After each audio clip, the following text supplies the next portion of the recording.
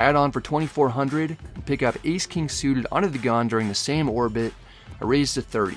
Josh Ramatillo calls from the big blind. He's an aggressive player who got 4th in the main event a few years ago, cashing for over $2 million. I played with Josh a handful of times previously, and he's even been in a few vlogs. We're heads up in position against a player who never fails to make things interesting. The flop comes ace-jack-9 rainbow. We've got top. The big blind checks. It's a good flop for us. With all relatively high cards, we'll often be betting whether we have it or not. In this case, we have it. I bet 40 for value. Josh has enough of a piece to stay interested. He calls our bet, sending us to the turn. The dealer puts out the queen of clubs. I'm not happy with it because it's too coordinated with the flop. Multiple straights get there, as well as 2-pair combos that steal the lead from us. The big blind checks. If we bet, we might get check raised at a fairly high frequency, which would put us to a difficult decision. I check back to keep things simpler. The river's the 9 of diamonds pairing the board. Overall, it's not a great run out for us because the big blind will have plenty of trips combos. He's going to represent a monster with a massive overbet of 300. Again, I'm in the blender. Generally, this is just a bad situation to be in. One of the few positives is that there's a possibility he thinks we could both have an ace with kickers that don't play. We're splitting the pot since I would have bet on the turn with ace-queen and ace-jack, while I would have checked back with ace-10 and aces with lower kickers aside from ace-9. His big bet could be an attempt to get me off of a chop. If this were someone other than Josh, it'd be an easier fold. After checking back the turn for pot control, I'm not in the mood to let go here. One bad call on the river deserves another one. Otherwise, the bad call with ace-queen earlier might get lonely. I call. This time we win it. Josh has 10-7 of clubs. He had a gutter on the flop, then turned a double gutter and a flush draw, but missed everything. Like me as a 7th grader at the free throw line, the pressure of everyone quietly watching used to get to me, and I led the league in air balls. Did you fold to anything? No. 600. Call. Winning several hundred helps us get back on the right track. It's an uphill battle to get to the even mark today, though. We get moved to the main game where we're dealt 10-8 of clubs on the button. Under the gun raises to 40. We're towards the bottom of our range, but we've got a hand with potential. We can play in position. I call. The big blind calls as well. We're going 3 ways to the flop. Comes 7-6 deuce rainbow. We've got a gutter with 2 overs. The big blind checks. Under the gun is supposed to check at a very high frequency. He bets 70 though. His early position opening range shouldn't have connected well with this flop. It's better for us in the big blind. If we had a backdoor flush draw to go with our gutter, we'd consider raising. I call, ideally to play heads up in position. The big blind calls, all of us are still in. The turn is the 5 of spades, giving us an open ender. The big blind checks. Under the gun likes to play big bully poker. He's surely supposed to check at some point, but he keeps blasting away, this time for 230. We've got removal to the nuts. I consider repping it with a raise. Under the gun, doesn't have that much left, but the big blind has a large stack that covers us. I'm too concerned that under the gun may not fold if we semi-bluff, and the big blind could also still have something decent that he punishes us with if we get out of line.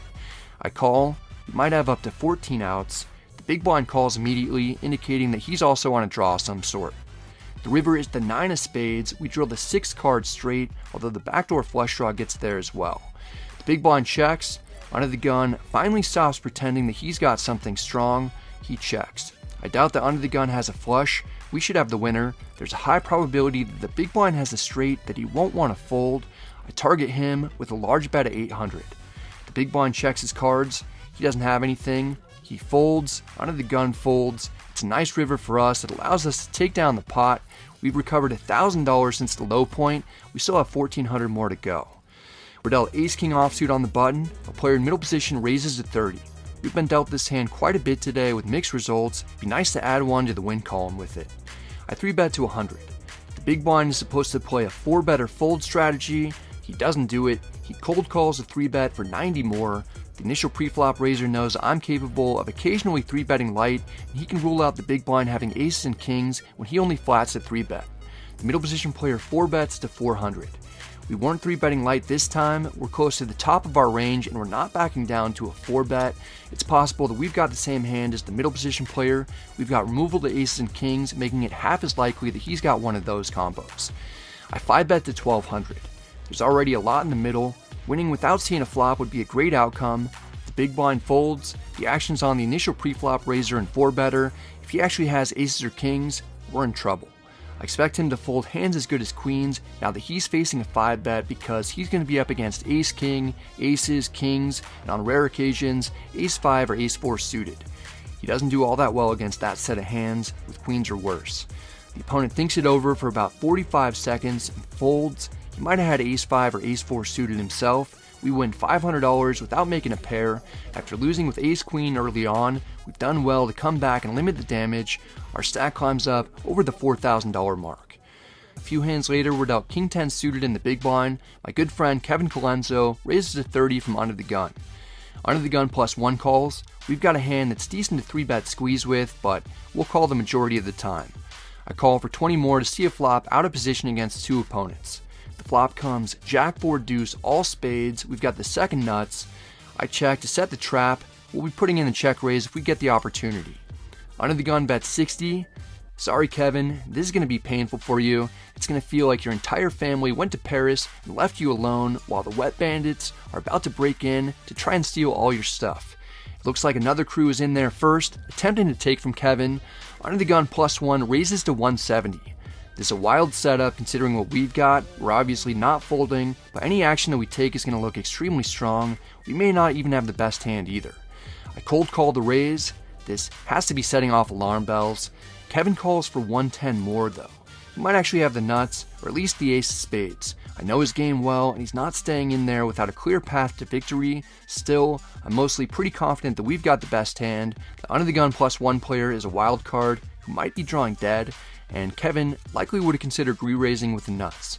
We just need a clean run out with some blank cards. The turn is the queen of spades, putting a 4th spade on the board. It's an absolute nightmare turn, other than the fact that we pick up the royal flush draw.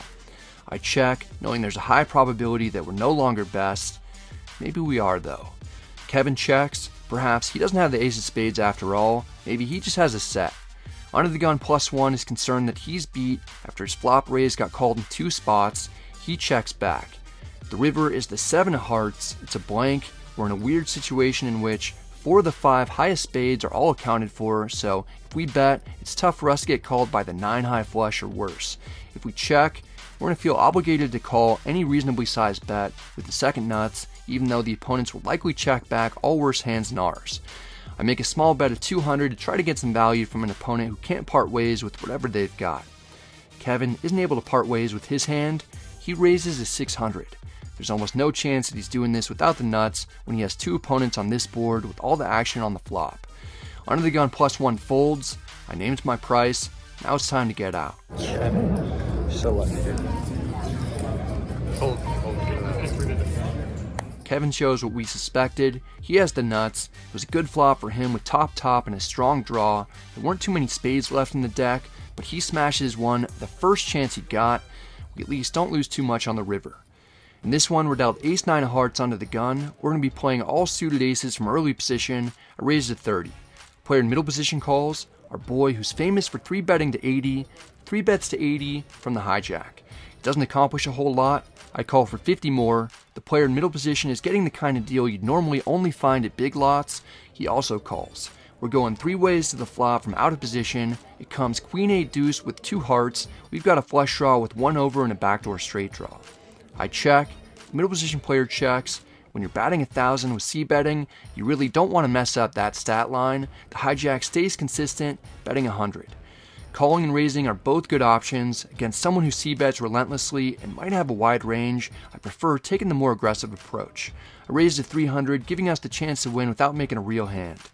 The middle position player folds. The hijack might be stronger than we initially suspected. He isn't giving up. He calls for 200 more. Our plan doesn't work out as well as we'd hoped. It's time to channel that guy who's always in your games that hits whatever he needs. You know who I'm talking about. The turn is the jack of hearts. It gives us the nuts. We're in a dream spot. As long as we win this pot, we're unstuck for the day. I bet 530 to take the opponent to Value Town.